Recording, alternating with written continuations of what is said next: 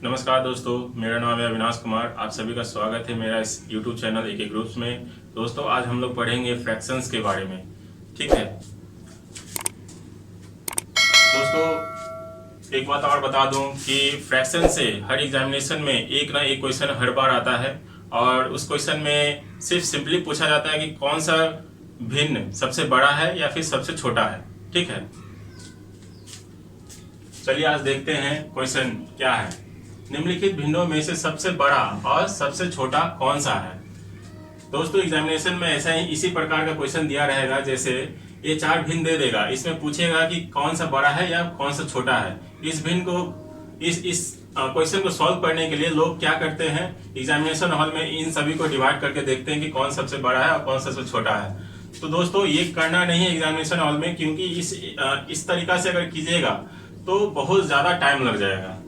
तो आज इसी को मतलब सॉल्व करने के लिए मैं एक नया तरीका लेकर आया हूं, जो आप कभी भी शायद YouTube पे या फिर कहीं पे भी सर्च करके देखे होंगे तो वो नहीं मिला होगा ऐसा तरीका। देखिए आज क्या तरीका है। इस क्वेश्चन को सॉल्व करने के लिए आप हर बार 3 चीज याद रखिएगा। जैसे कि इन दोनों का अंतर देखिएगा। ठीक है, इन दोनों के बीच में अंतर कितना है, सभी का भिन्न का अंतर में बीच में कितना है। ठीक है, पहले ये निकाल लीजिए। उसके बाद देखिएगा सभी का अगर अंतर सेम हो, दूसरा पॉइंट है कि अगर सभी का अंतर अगर सेम आया हो तो अंश में जो सबसे बड़ा डिजिट होगा वो सबसे बड़ा होगा। ठीक है, और अगर अंश में सबसे छोटा होगा तो सबसे छोटा हो जाएगा। तो देखते हैं इसमें क्या है। इन दोनों के बीच में 1 का अंतर है, इन दोनों के बीच में 3 का अंतर है, और इन दोनों के बीच में 2 का अंतर है, और इन दोनों के बीच में 4 का अंतर है, सॉरी 5 का अंतर है। तो देखिए दोस्तों, मैंने अभी क्या बोला था कि अगर सभी का यहाँ पे डिफरेंस सबका सेम नहीं आ रहा है, तो सबका डिफरेंस अगर सेम नहीं आ रहा तो इसमें करना क्या होगा कि जिसमें सबसे ज्यादा डिफरेंस आया हो।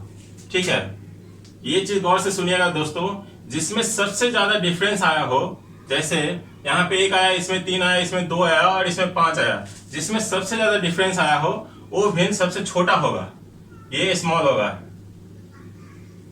ठीक है, और जो भिन्न में सबसे कम डिफरेंस आया हो, मतलब अंतर, ये भिन्न जिसमें आया है, जिसमें एक ही का अंतर है, ये सबसे बड़ा होगा। ठीक है, उसी तरीका से देखिए दूसरा क्वेश्चन में क्या है। 3/8, 3/5, 2/3, 1/2, इन सभी का अंतर फर्स्ट तरीका से देखिए। इन सभी का अंतर में क्या है, इसमें 5 का अंतर है, इसमें 2 का अंतर है, इसमें कितना का है, 1 का अंतर है, और इसमें 1 का अंतर है। तो मैंने क्या बताया था कि अगर सबसे ज्यादा अंतर होगा, जिस भिन्न में सबसे ज्यादा अंतर होगा, अंश और हर में सबसे ज्यादा अंतर होगा, वो भिन्न सबसे छोटा होगा। तो यहाँ पे देखिए सबसे ज्यादा अंतर किस में है, इन चारों में से सबसे ज्यादा अंतर किस में है, शायद इसमें लग रहा है, 5 का इसमें अंतर है, तो यानी कि ये स्मॉल हो जाएगा, छोटा वाला भिन्न ये होगा।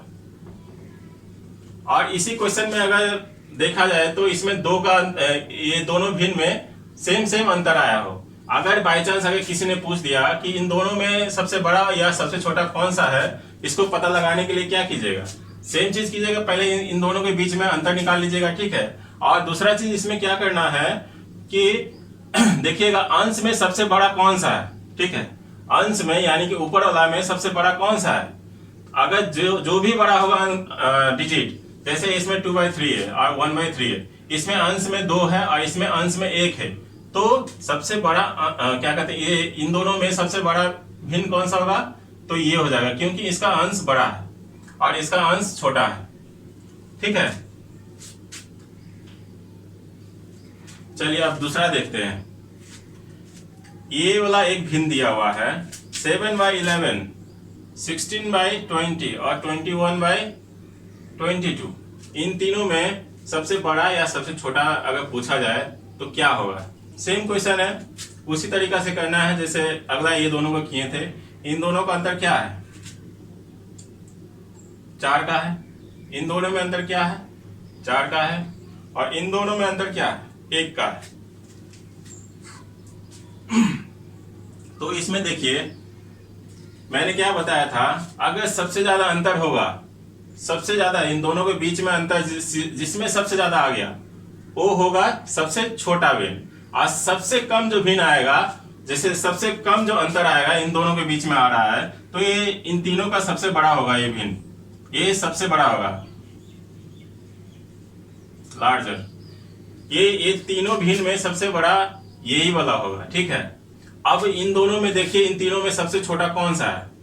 अब यहाँ पे देखिए इन दोनों के बीच में डिफरेंस क्या क्या आ रहा है, 4 4 आ रहा है, इन दोनों का बीच का डिफरेंस 4 4 आ रहा है। तो फिर मैंने क्या बताया था कि सबसे बड़ा अंश में जो होगा, अगर किसी का भिन्न के बीच में अगर सेम आ रहा हो तो देखिएगा दोनों के बीच में सबसे बड़ा कौन सा हो।